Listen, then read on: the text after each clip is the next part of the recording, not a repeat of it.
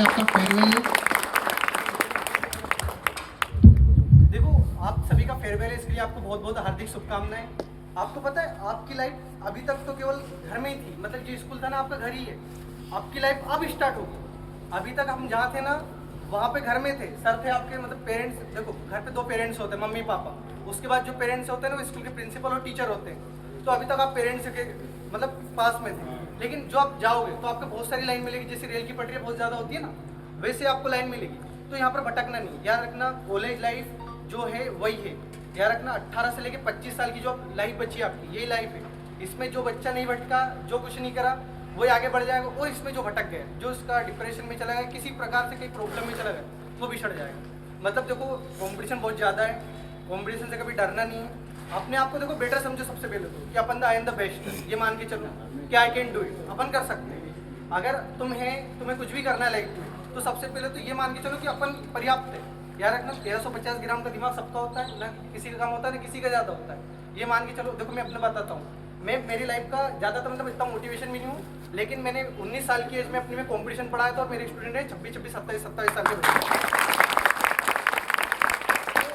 अपने आप को नहीं मानता, पर अगर तुमने एक बार तुम्हारे माइंड में बिठा लिया कि तुम बेस्ट हो, तो तुम बेस्ट रहोगे।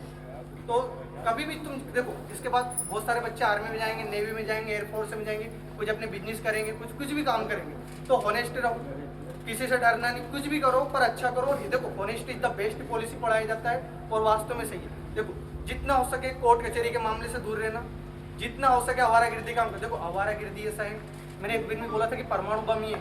ये क्यों बोला था? क्योंकि दुनिया का देखो सबसे पहले चोरियाँ होती थी, आज का सबसे ज़्यादा चोरी इसी की होती है।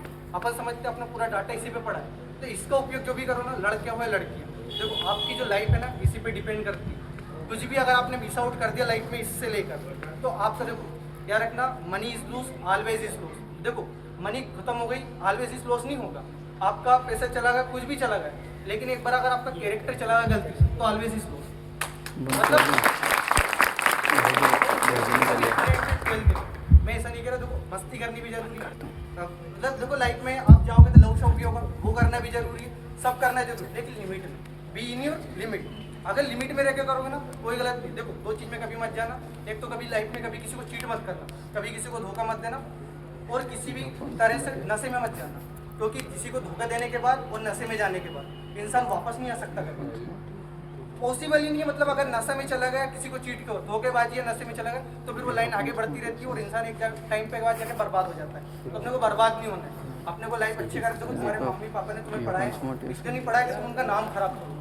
अपने को इसलिए पढ़ाया उन्होंने कि अपन उनका नाम बनाए, तो अपन बनाने की जगह बिगाड़ो मत, सीधी सी बात है।